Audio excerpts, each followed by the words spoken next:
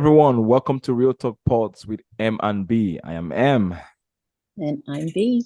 and this is the channel where you should be right now because today we'll be talking about domestic violence. All right, B, my love. Yeah. Oh my God. First and foremost, let me compliment my wife on how ravishing she looks tonight. Girl, you look amazing. Love I love you, you. baby. Yeah.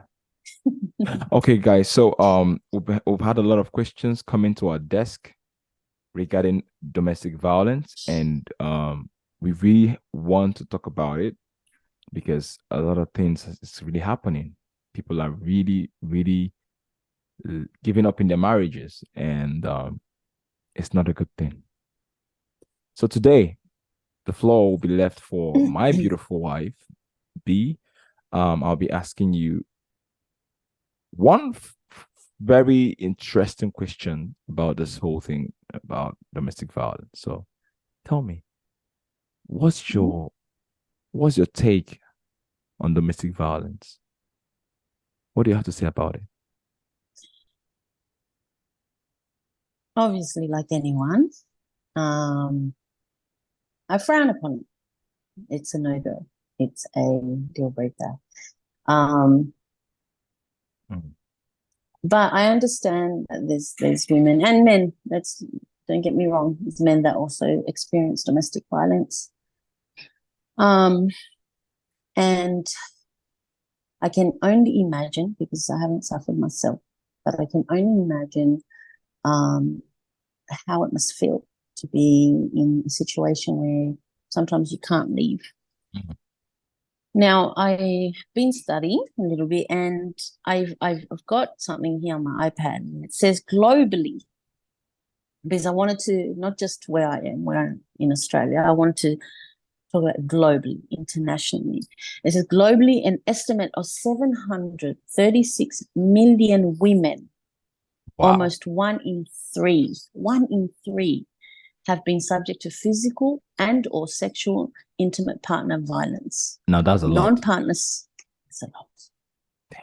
That's a lot. Non-partner sexual violence, or both at least once in their lifetime. 30% of women aged 15 and older. My This figure does not include sexual harassment.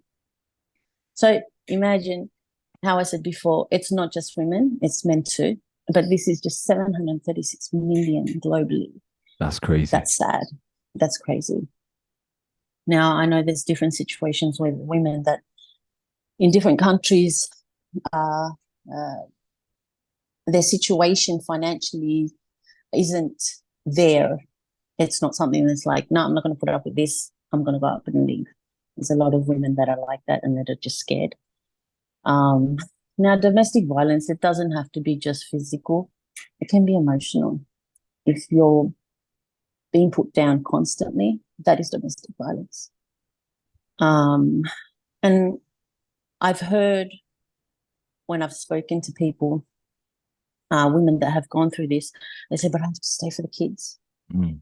I have to stay for my children. How? They need a father. Yeah, they do need a father, but what they are experiencing, what they are looking at or Yeah. watching, witnessing, they will grow up to think that's just normal. Dad treats my mom like that because it's normal. It's going to be a norm for them. Mm. And then you're creating a generation that's going to think hitting a woman, It's normal. throwing a plate at a man is It's normal, normal. you know? And it's not. Wrong. It's not. It's not.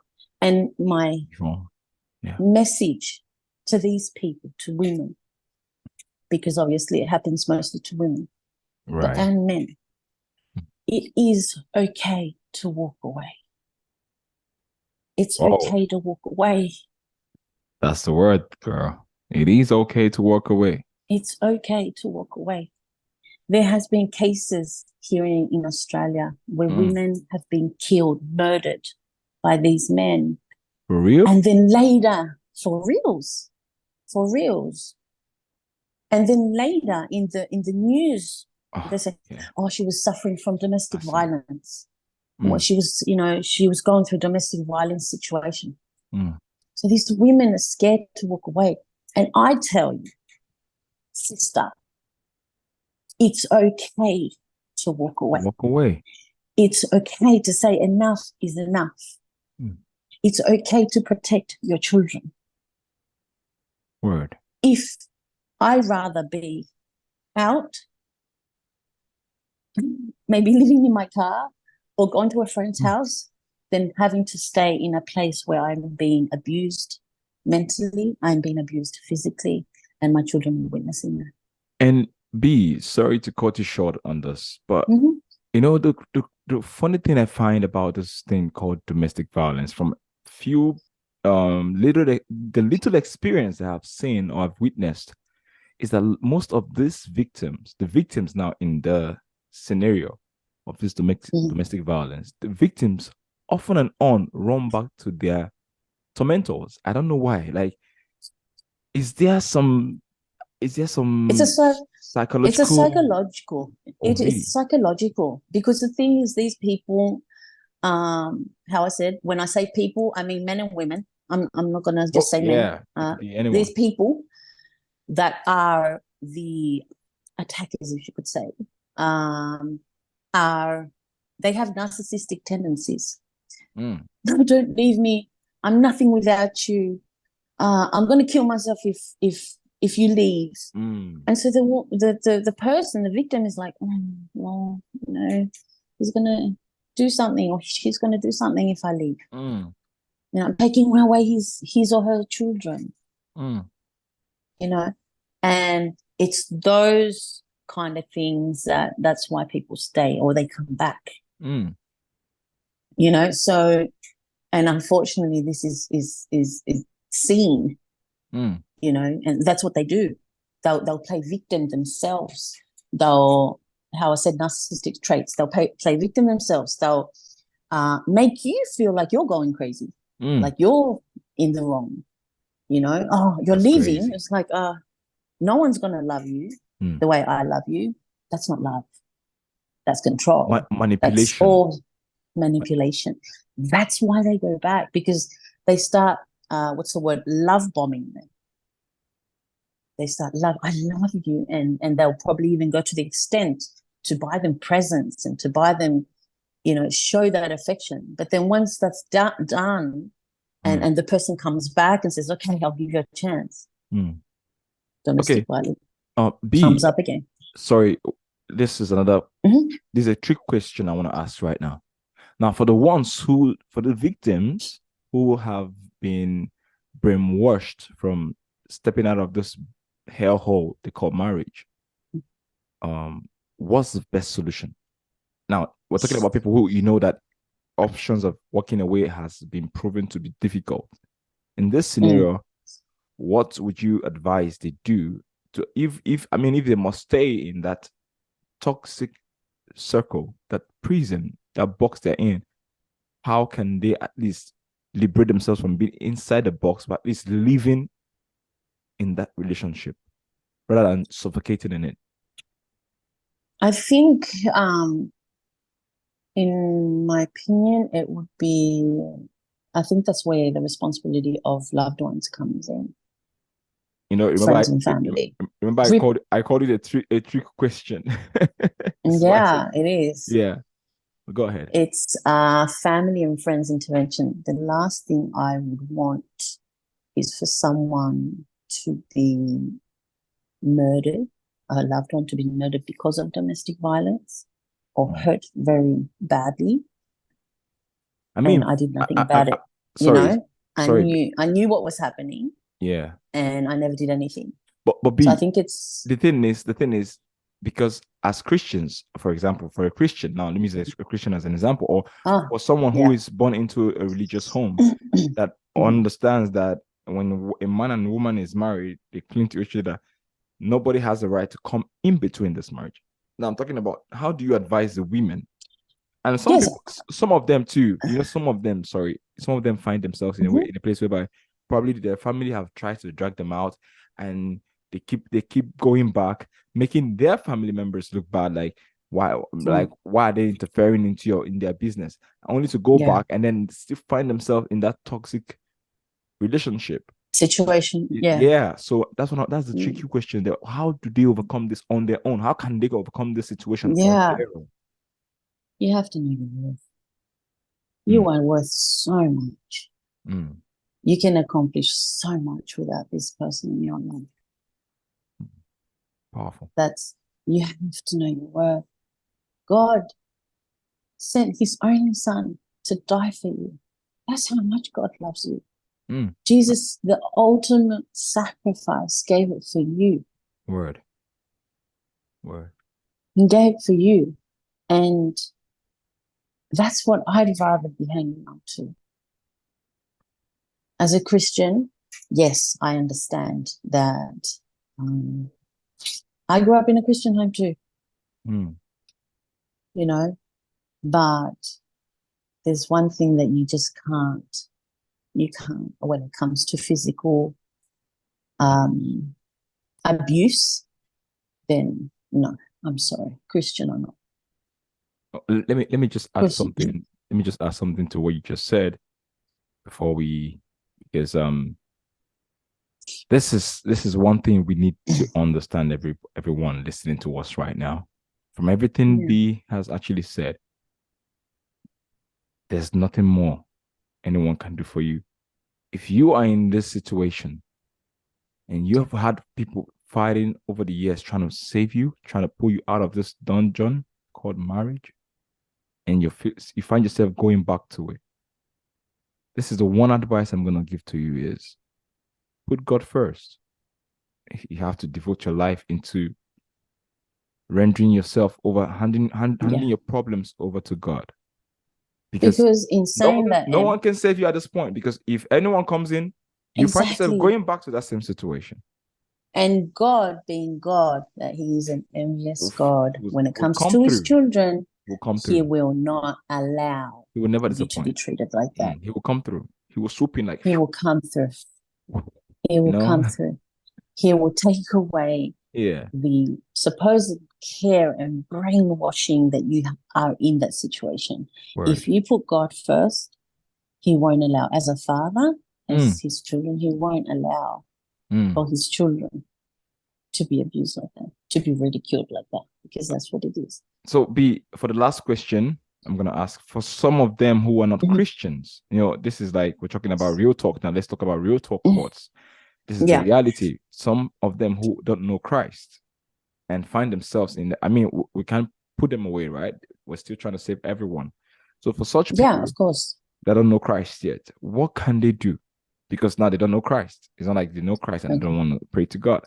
How can they come out of these things? How can they rescue themselves from this situation? Yeah.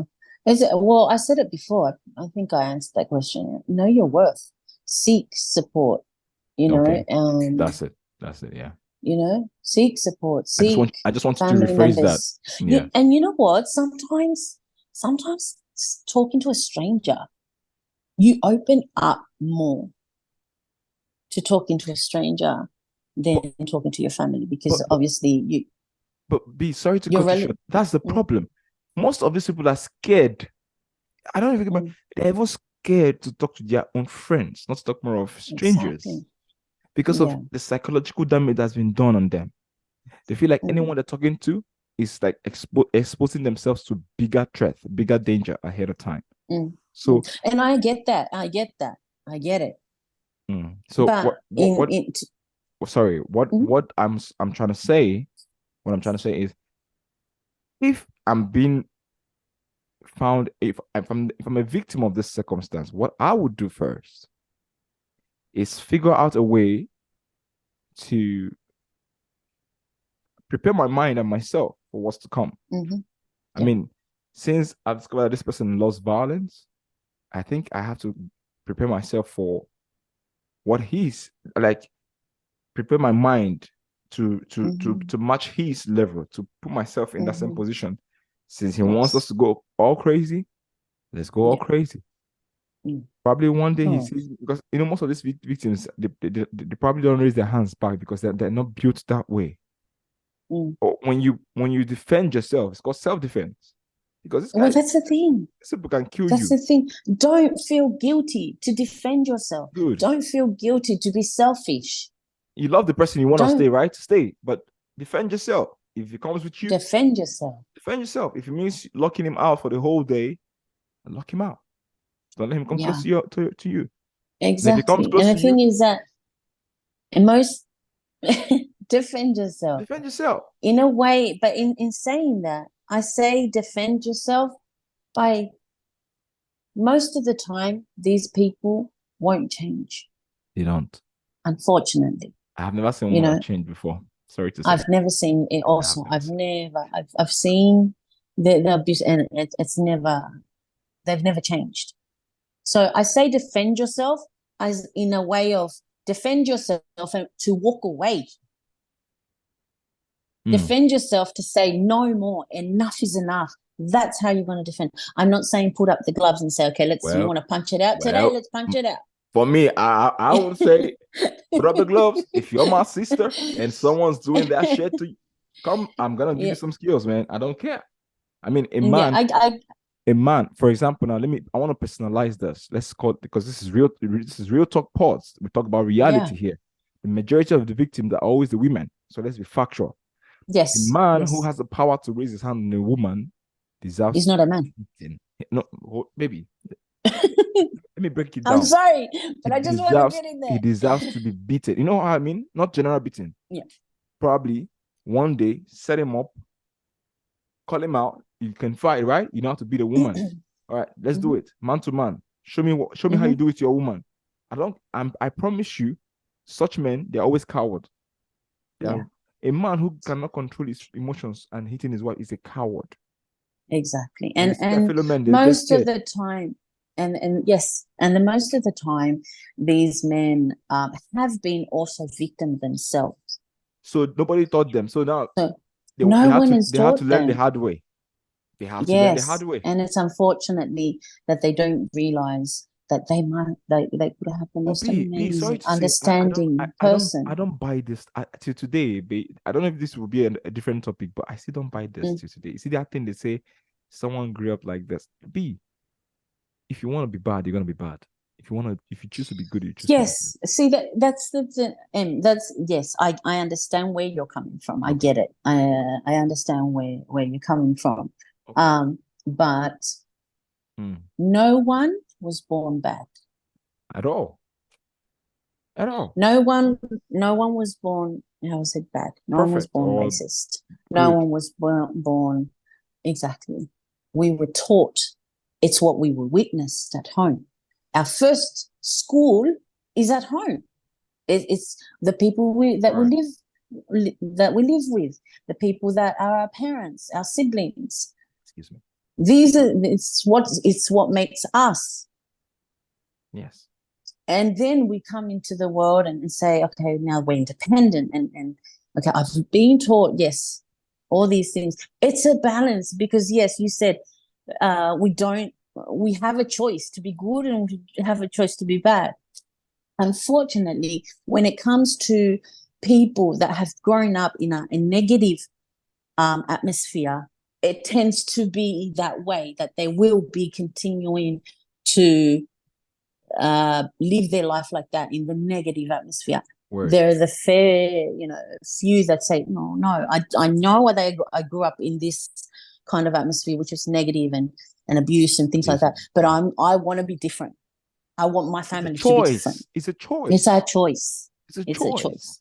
So, I look at the same at the victims, and I also looked at the what could you call them, the attackers or the predators, or it's why are you like this? Why are you a narcissist? Why are you talking the way you are? Why are you abusing? Why? So I'll be asking questions, but obviously, we're going along the lines of the victim. So it's unfortunate that there's women. I know in Chile, there are women that stay in the relationship because they have no money to go anywhere. Sad. It's sad. And so, unfortunately, they're having to witness their husbands, apart from domestic violence, rocking up home, whatever hour and the night, knowing that he's probably been with another woman, and they just bottle all that up. It's like, well, if I leave, where am I going to go? And if you've got kids, how am I going to take them? Sure. You know? Sure. But how I said, seek help your family members. Don't be ashamed. Don't be ashamed at all. Don't be. Because you have to do it. You have to do it to survive. There's no judgment. No judgment. And I know that our family and friends will want to see us safe. And they probably won't even think of it as like, what? But how? Why didn't you ever come to us? We could have helped. And I'm sure there's been conversations like that, and they're in the funeral crying over someone, and it's like, why didn't she ever say something? Why didn't she ever say a word? We didn't know this was happening. We could have intervened. Word. So before that situation, before that happens, you as a woman, as a man also, enough is enough. Know your worth. And B, let's to sum it up before we conclude. Thank God for social media. Thank God for the internet right now that has made it very easy for people to access. Most of these happenings, literally, I think I saw a video of a hidden camera somewhere that caught a man in Africa or in Nigeria beating, punching the lady and fighting with the wife in front of his child. Even though this man was fighting back and slapping, but the woman's strength couldn't outrun the man's strength. So the woman was the attacker? No, the man was the attacker, but the woman was defending herself. You know, right? The woman, yeah. But this dude was hitting this lady with everything he's got, on her stomach, on her cheek, on her neck, like kicking her, matching her belly in front of the kids. And this woman tried to just to escape and survive. She had to, throw some little jabs and sneaked out from that scenario. But the point is, the camera caught all these things. And there's another video that was dropped where a man literally killed the woman in the process. Like, he literally just jumped on her head. Like, he jumped and stepped on her head, and she hit her head on a tap. All these things are on the YouTube. They're on the platforms. Go, these women now. What I'm saying is, everyone who finds themselves in this situation, take your time. If you have a phone, watch these things. When you see your fellow humans the way they're being killed, and you see that your man has traces of doing the same thing to you one day, call it a quit. Yeah. I am sorry, but B said it all. I tried to make you guys feel good, but call it a quit. Because one day you will be the next. And it's okay to name and shame. It's okay. I mean, it's okay to name and shame. I've seen women here that have put it on social media, and they have put the person's photo and say domestic violence. This guy's. Why do they do that? Because for the next person. People. Yes, to save the next other person. And it's okay to name and shame. Because, I mean, let's be honest. If you don't give information out, the security agencies may not know how to help you. That's the truth. Exactly. And if you don't ask for help, it's not going to come. When they discover that this person is toxic, they would put a marriage or relationship ban on him or her, whoever the person is. And trust me, once that happens, the world will be a safer place minus one person. Yeah. Exactly. And you'll be saving lives. So please, guys, this is Real Talk Pulse with M&B, and honestly, it's been a wonderful section. Thank you, B. This amazing. Is so insightful, so educative. And yes, everyone, if you have questions, please, I've been saying this. If you have questions to ask on the comment sections. Please, if you're in any situation whatsoever regarding this, if you're a victim of this, you can come to us as an anonymous person. Go straight to our TikTok page, DM us, and we would make sure we don't call your name. We just come here and talk about it as anonymous. But please, always share your situations, because you might be saving a life. You don't know who. This is why we're here. This is why this podcast was created in the first place, to help relationships, to help homes, to educate, to liberate, and to energize. Exactly. This is for you. This is no joke. This is real talk. I'm M once again. And I'm V. This is B, my beautiful. Stay safe. I love you, girl. Thank you so I much for the love time. Thank you for pouring out your heart. Thank you for having to research just to make this moment happen for the guests. And I hope they listen. And I Yes. pray many people will be renewed and rescued from this sham of a marriage. In the name of Jesus. Amen.